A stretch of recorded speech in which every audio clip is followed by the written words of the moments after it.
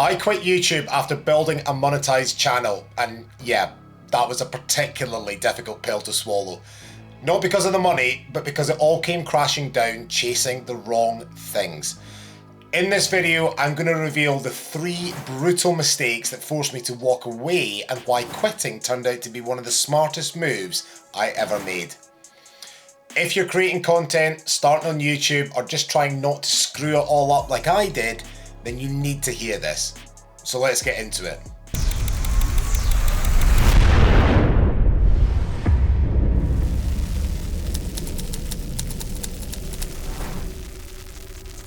Mistake number 1, letting my ego get in the way. YouTube is hard. Very hard, as I've discovered. Not quantum physics hard, but there's a lot to think about and it is very time consuming. My skills and experience lie within sales and marketing. I grew up on our beef and sheep and dairy farm in southwest Scotland before spending 10 years in the drinks industry in London, helping brands grow with better marketing. Coming full circle back into agriculture, I set up a TikTok and a YouTube channel in February 2023, and because I was in the agricultural industry, I talked about all things farming. And I did okay at it. I grew my TikTok account to 50,000 followers and monetized YouTube inside 11 months from a standing start. So yeah, I thought things were going pretty well, and if I'm honest, I started to believe my own nonsense. And that was mistake number 1. I let my ego get in the way. This mistake is so easy to make because, let's be honest, we're all human and we're all seeking validation. I started chasing views and likes and subscribers, and my goal was virality and exposure. I actually cringe when I say that, but it's true. And when you go down that path, it's almost always going to end in disaster. Because here's the brutal truth. When your ego takes over, you lose sight of what actually matters. You're performing to be applauded, and that's a very, very dangerous game. Chasing views and likes and virality might feel like momentum, but it's fool's gold. It's a dopamine loop dressed up as progress. You start bending your message, your values, even your identity to feed the algorithm. And the irony is, the more you chase attention, the less of it you actually learn. As I found out, my ego pulled me in the wrong direction and to chase the wrong things, which brings me on to mistake number 2. Understand why you're here. I went to the Highland Show back in 2024 with a couple of mates, and there were a group of young farmers that come up to us, drunk obviously, and said, "Oh, you're that guy off TikTok, aren't you?" And that stopped me dead in my tracks because, yeah, they were right. I was that guy off TikTok. But then it dawned on me that I don't want to be that guy off TikTok or YouTube or any other social media platform for that matter. And that was mistake number 2, not fully understanding my why. I was trying to be another face in the industry, and that was so out of line with what I set out to do. I'm not a YouTuber or a content creator, and I'm certainly not an influencer. I'm a marketing strategist with a YouTube channel, and there's a big difference. I have a business, Farmstock, in which I use social media platforms like YouTube to obviously promote what I do, but predominantly to help brands and businesses within agriculture to grow with better marketing. Fundamentally, I want to see more farm businesses succeed. That was my goal when I started Farmstock, and I believe that better marketing is one way in which we can achieve that. Unfortunately though, that didn't align with what I was doing on YouTube and social media. I'd lost sight of my goals and my direction of travel. My experience at the Highland Show made me sit down and question what I was really doing and why I was doing it. I have absolutely no interest in chasing popularity or fame or trying to be another influencer or face in the farming industry. I'm not saying that there's anything wrong with that, but I much rather offer real value, help people and businesses within agriculture solve their marketing problems. And so I walked away from my social media channels, from TikTok and from YouTube. And I have to say that was a particularly difficult pill to swallow, especially TikTok, given the amount of time and effort I put into it. But by taking a step back, it forced me to work out what I wanted from this and focus there instead.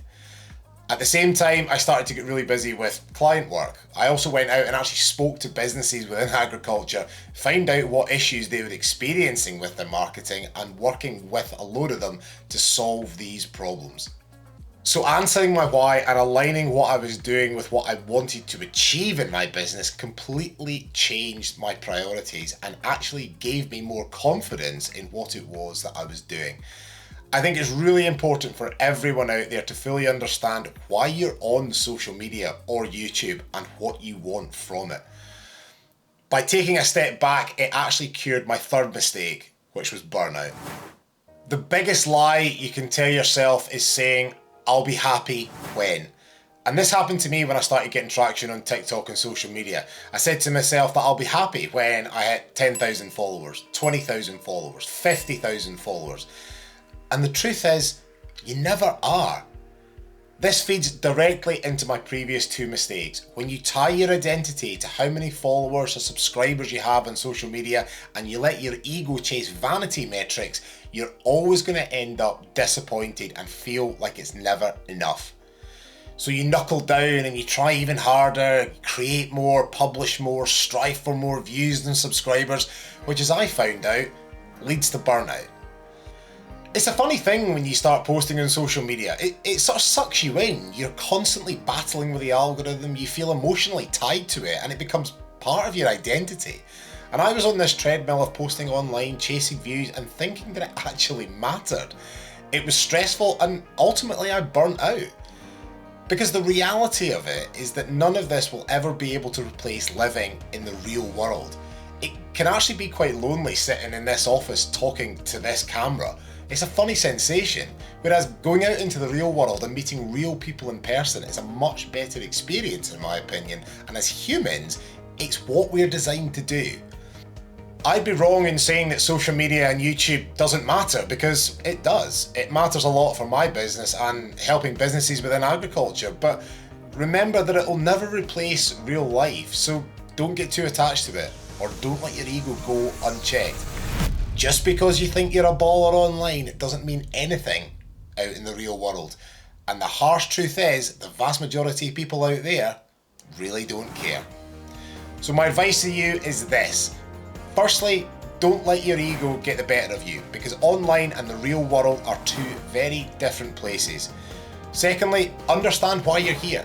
Make sure your goals are worthwhile, because if you're chasing fame, influencer, or celebrity status, then I dare say you're going to be very disappointed, even if you do achieve it.